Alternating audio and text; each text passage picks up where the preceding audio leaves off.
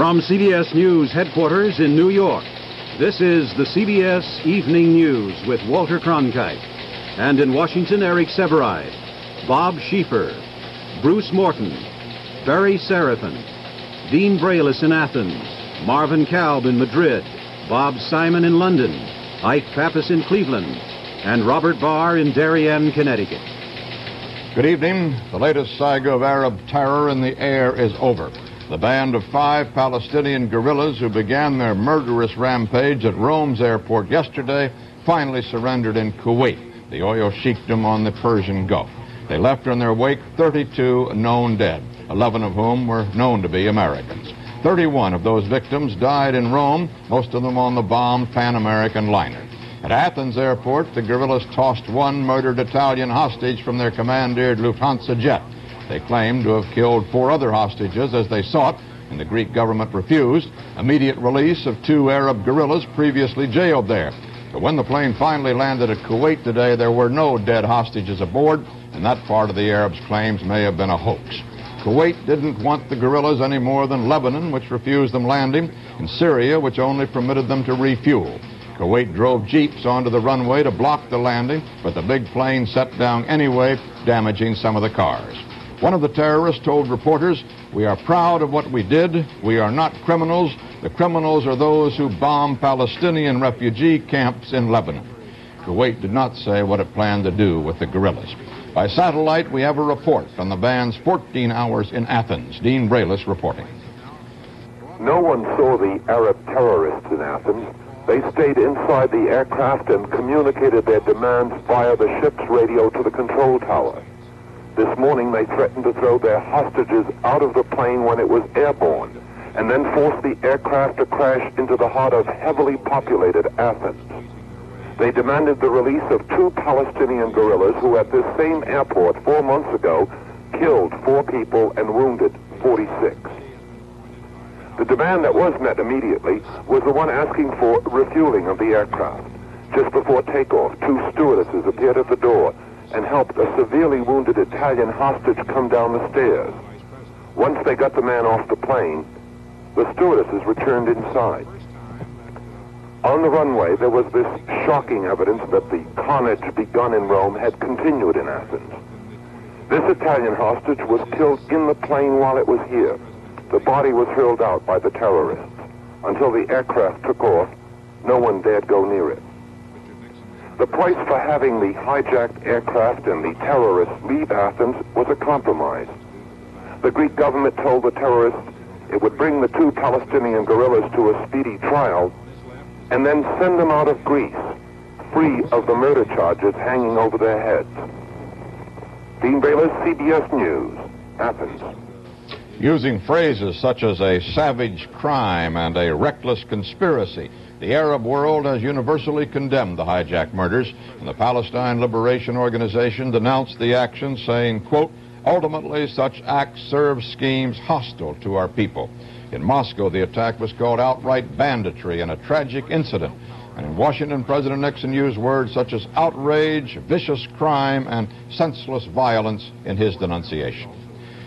Syria, considered to be one of the most militant Arab countries, says it's going to boycott Friday's scheduled Middle East peace talks in Geneva. Syria explains that it believes the parley will be sidetracked by endless digression. But Secretary of State Kissinger is confident the other principals will attend, and Marvin Kalb reports. Kissinger went through the motions tonight, arriving in Madrid under extraordinarily heavy security, prompted in part by the latest Palestinian murders, which the Secretary denounced as a moral outrage. But ever since 3 o'clock this morning, his mind has not been on Spain, but on salvaging the Geneva Peace Conference once he learned that Syria would not attend. During a brief airport meeting with newsmen, Kissinger refused to discuss Syria or the peace conference in public. While in private, his top aides contacted Egypt, Israel, and Jordan just to make sure Syria's pullout had not changed their travel plans. Shortly before paying a courtesy call on Generalissimo Franco, the 81-year-old dictator of Spain, Kissinger got the final word. Egypt, Israel, and Jordan would still come to Geneva despite Syria's action. The conference will open at 10:30 Friday morning in Geneva. Kissinger and Soviet Foreign Minister Gromyko serving as co-chairmen Yemen, UN Secretary General Voltan little more than a shadow presence.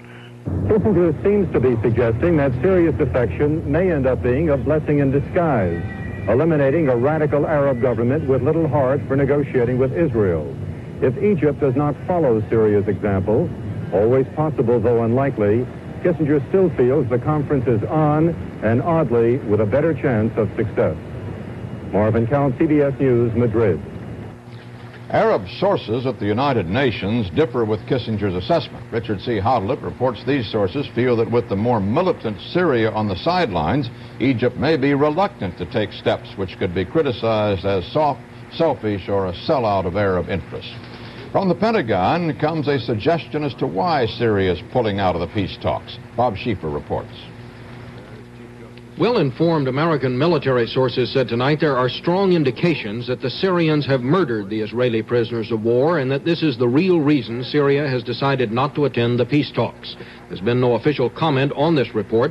However, one source here who is extremely well informed on such matters said that the belief that the POWs have been murdered is widely held by senior American defense officials. He said the belief is based on certain intelligence indicators, but he offered no other details. It's believed the Syrians captured about 130 Israelis during the fighting, and these developments came as intelligence sources also reported that the Syrians were shoring up their defenses along Israel's northern front. Among other things, intelligence sources say that some Syrian commanders have left the Damascus military headquarters and have returned to positions on the front lines. Bob Schieffer, CBS News, Washington. A number of terrorist bomb attacks rocked London today. The most damaging bomb was concealed in a parked car, and Bob Simon reports. All that remained of the car was the steering wheel and 4 tires. The bomb went off just before 9 a.m. as thousands of people headed for work almost in the shadow of the Houses of Parliament. Bits of the car were blown like shrapnel more than 100 yards away. Over 50 people were injured, 9 were hospitalized. A girl with an Irish accent telephoned a London newspaper 30 minutes before the blast, but the information she gave was incorrect. This was the first car bomb explosion in London since the IRA wave of terror last March. Scotland Yard is convinced this is also the work of the IRA and could well signal the start of another campaign. Home Secretary Robert Carr visited the wreckage this morning and condemned what he called the devils behind it. Government and police officials have known that suspected terrorists have traveled from Belfast to London in recent weeks and in fact are here right now. But tonight, the head of London's bomb squad said there's virtually nothing the police can do to counter this kind of terror. We can only hope that those responsible for setting bombs will have the humanity to give the police sufficient warning and sufficient identification of the bomb itself to be able to at least clear the area of people who might be affected. So in fact we are pretty much at their mercy. I'm afraid this is the terrorists' main weapon, yes. Tonight there was another series of bomb attacks in London. One exploded inside a post office. Police know the next attack could come any place, any time, and there's nothing they can do. Bob Simon, CBS News, London.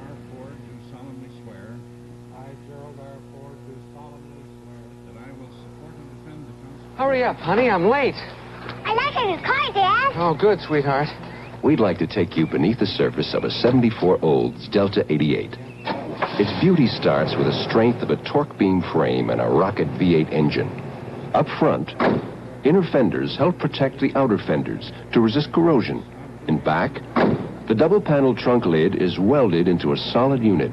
There's a double-panel steel roof, steel guard beams in the doors, a hydraulic bumper system, front and rear. All around, a solid body by Fisher. The Olds Delta 88 is quite a package. Say, honey, come on up on the platform and meet some of the guys. Very funny. The 1974 Olds Delta 88. It's really put together, more than just a pretty car. House and Senate conferees working on the emergency energy bill voted today to give President Nixon the power to order gas rationing if necessary. Bruce Morton reports. The House and Senate disagreed about a lot, but mainly about how much authority to give the president. The House wanted to vote on everything. The Senate to delegate power subject to congressional veto. What the conferees have agreed to so far is a mix. As soon as he signs the bill, the president could order moves to conserve energy, such as curbing outdoor lighting, limiting store hours, and so on. These would take effect. But Congress, when it comes back in January, would have 15 working days to cancel them. As of March 1st, the president would have to submit such plans to Congress first, and either house could veto them within 15 days. After July 1st, the president would have to go the traditional route, send up a bill for hearings, and so on. Gas rationing would work differently. The president would have to certify that rationing was essential to cope with the energy shortage. Then he could impose it whether Congress approved or not. I predict that the administration, at a minimum, will be up here before the month is out with a program to go forward with gas rationing. I'm convinced that they recognize now that there's no other viable alternative. The conferees hope to finish the bill tonight. Jackson says many controversial sections, like a ban on windfall profits or a ban on allocating gas for school busing, will be set aside for future study or dropped. Bruce Morton, CBS News, Washington. The world's 12 leading oil-producing nations reportedly have decided at a meeting in Vienna to scrap existing oil price agreements and fix future prices on supply and demand factors. And a spokesman predicts that new higher prices will go into effect January 1st after a meeting in Tehran over this weekend. The fuel shortage is going to bring a reopening of the Teamsters national contract with the trucking industry. Teamsters President Frank Fitzsimmons said lower speed limits could cost long-haul truckers 20% of their incomes, so he's invoking a clause permitting renegotiation of the contract, which had 2.5 years to run. The Dow Jones Industrial shot up more than 18 points on the New York Stock Exchange, and brokers seem to be at a loss to explain why.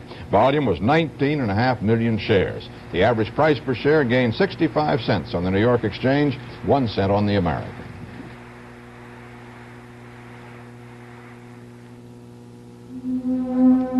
The world we live on, filled with those things that can cause heartburn and acid indigestion. Tums.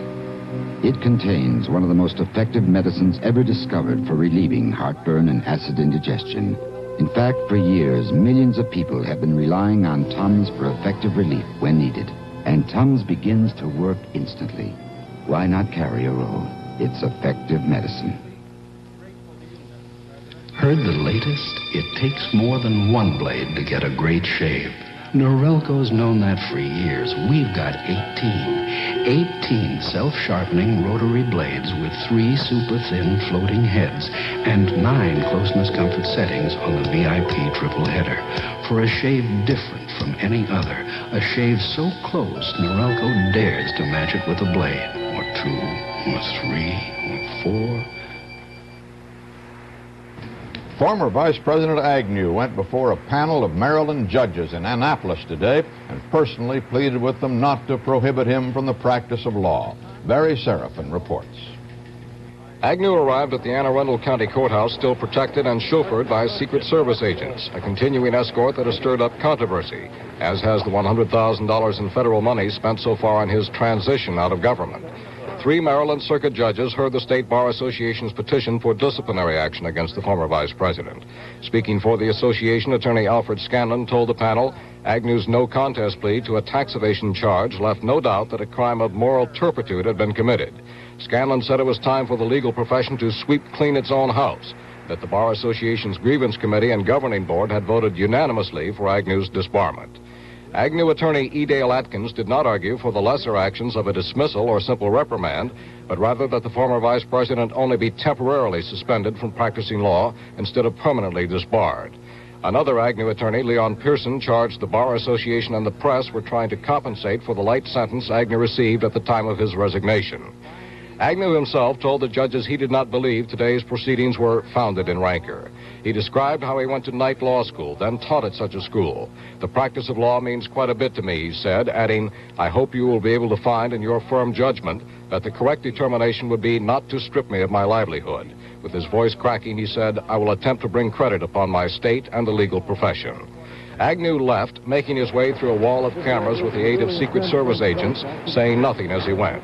He will have to wait now until perhaps after the first of the year for the judges to make their recommendation to a higher court for his suspension or disbarment, referred to by one of his attorneys today as professional decapitation. Barry Seraphin, CBS News, Annapolis, Maryland. Within 15 hours of enactment of a law empowering it to do so, the Senate Watergate Committee voted today to subpoena a vast amount of White House tapes and documents. Daniel Shore reports that it involves tapes of more than 200 presidential conversations. There's no word yet whether the White House is going to accept the subpoenas, and if there's no word soon, Committee Counsel Samuel Dash says there will be an unprecedented attempt to serve them on the president personally. In a 99-page report on government improvements to President Nixon's homes, the General Accounting Office today recommended a limit be placed on the number of presidential residences given permanent protective facilities. The report said almost $1.5 million was spent at San Clemente and Key Biscayne, and nearly all of it was at the request of the Secret Service. The GAO criticized what it called the casual attitude toward authorizing such work. The nation's largest credit investigator, Retail Credit Incorporated, today was accused by the government of not complying with the 1971 Fair Credit Act. The Federal Trade Commission said it had received a large volume of consumer complaints against retail credit, which has files on about 45 million Americans. The FTC accused the firm of not providing consumers with information in their credit files upon request and of bypassing the legal ban on using derogatory information that's more than 7 years old. It also said that in some cases, retail credit agents have misrepresented the purposes of their investigations. The firm said it has done its best to comply with the law.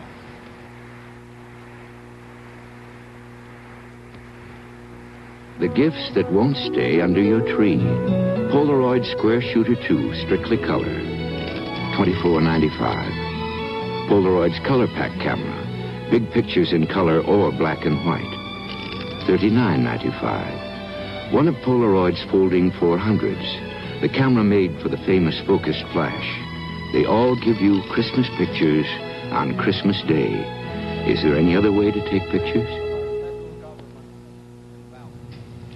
There's not much difference in pain relievers that you can see, but in your bloodstream the differences are very real. While all three leading pain relievers reach an effective level in minutes, in the final analysis, only one of them hits and holds the highest level, Anacin. This difference is the extra pain reliever Anacin provides when you have a headache. Remember, the difference in Anacin is the higher level of pain reliever. Anacin relieves pain fast.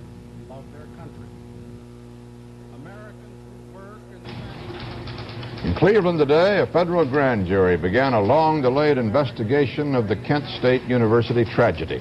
National Guardsmen had been ordered to the Ohio campus because of student demonstrations against the U.S. invasion of Cambodia, and on May 4th, 1970, Guardsmen opened fire on demonstrators.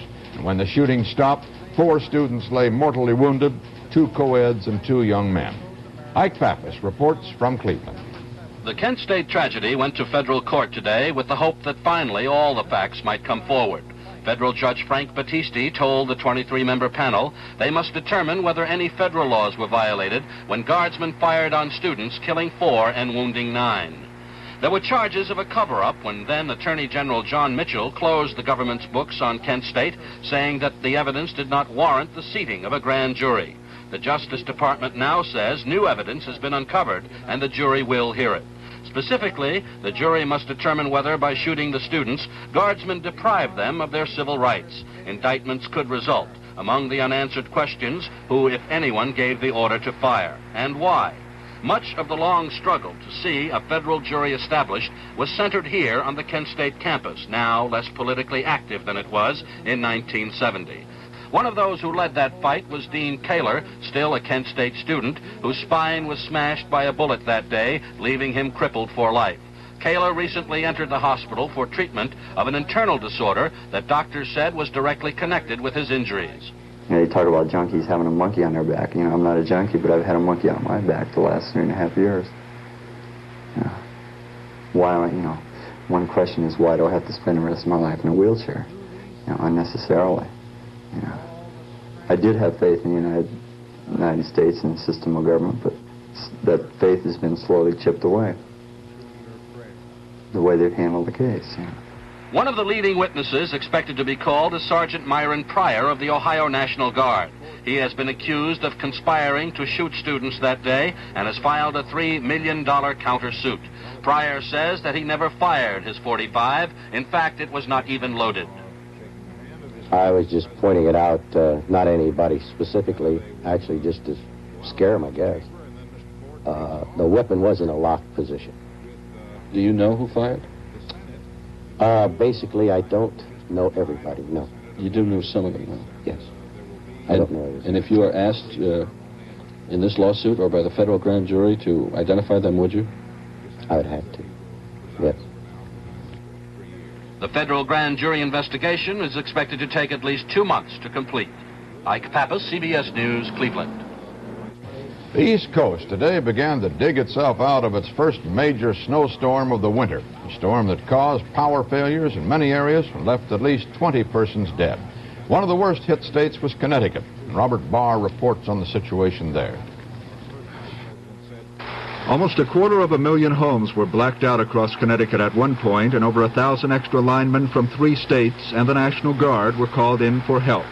In some places, the ice was 3 inches thick, and frozen power cables snapped faster than repair crews could keep up with them. In Darien, Connecticut, some families have been without heat or power since early yesterday morning. And for them, and thousands like them throughout the state, the local firehouse has become a temporary home. The ordeal has brought on mixed feelings. This is not my bag at all. I'm really a spoiled, rotten kid at heart. I really am. And I don't like preparing food in huge amounts. And I'd rather be back in my own living room, sitting where it's nice and warm and a fireplace going just because it looks pretty and not because I have to have it going. It's kind of fun. It's different. I like snow and I like the excitement. So I'll stick it out another night. Has it been very difficult for the children? No, not really. They slept better than I did last night. Even though officials said the worst was over, thousands of families across the state are expected to spend another dark, cold night. And it may be another 24 to 36 hours before all the lights in Connecticut are on again. Robert Barr, CBS News, Darien, Connecticut. For the first time in space history, the United States and Russia have men orbiting the Earth at the same time. As the Skylab astronauts today mark the 33rd day of their planned 84-day mission, the Russians launched 2 rookie cosmonauts in the Soyuz 13 spacecraft. The cosmonauts will check out systems aboard Soyuz in preparation for the joint U.S.-Soviet space mission planned for 1975. There was no indication how long the cosmonauts will remain in space, but if they stay up there till Thursday morning, the Soyuz craft and Skylab will be within 193 miles of one another, which means they may be visible to each other as reflected bright spots. 2 masked gunmen tied up the night watchman at Cincinnati's Taft Museum early today and then made off with 2 Rembrandt paintings. The 300-year-old artworks, titled Portrait of an Elderly Woman and Man Leaning on a Sill, are valued in the millions of dollars.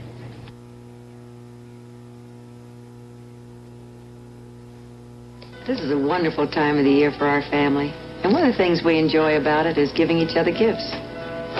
But we already have the best gift of all, the gift of good health. Of course, it helps to eat right and exercise. And we take Geritol every day. With Geritol, we know we're getting enough iron. Iron that's basic to good health. And some very important vitamins. Everybody loves to get gifts. But when you've got your health, you've already got the best gift of all. Geritol, every day. My goodness, sounds like you folks sure lead a busy life. Well, living in the city does get hectic, Mama. Sometimes I have trouble falling asleep. Well, everyone does once in a while. Oh, I know. Don't you think I remember you telling Dad, John, take Sominex. So that's what I do. I take Sominex, and it helps me relax and feel drowsy so I can get to sleep. With a lot less trouble, right? With a lot less trouble, Mama. Sominex. It helps take the trouble out of falling asleep. Trans World Airlines cabin attendants apparently have approved a new labor contract to end their 45-day strike. The vote tabulation is not complete, but a UPI count indicates it is running about 2-to-1 for approval in several key cities. And a TWA spokesman said unofficially that the line hopes to resume at least some service tomorrow. For all the people who are getting the government's attention and in some cases help during the fuel shortage, there are many others who are getting little notice. Here's Eric Severide's analysis. In Great Britain, the sudden fuel shortage has sharply intensified what is not just an economic problem, but a kind of class war. Some very big unions defying both government and the mounting wrath of the middle class.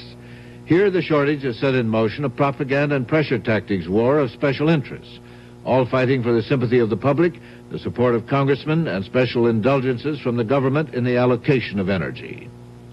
The long-haul truckers hit hard and dramatically. The private and corporate aviation industry worked undramatically behind the scenes and quickly got their fuel allotments raised.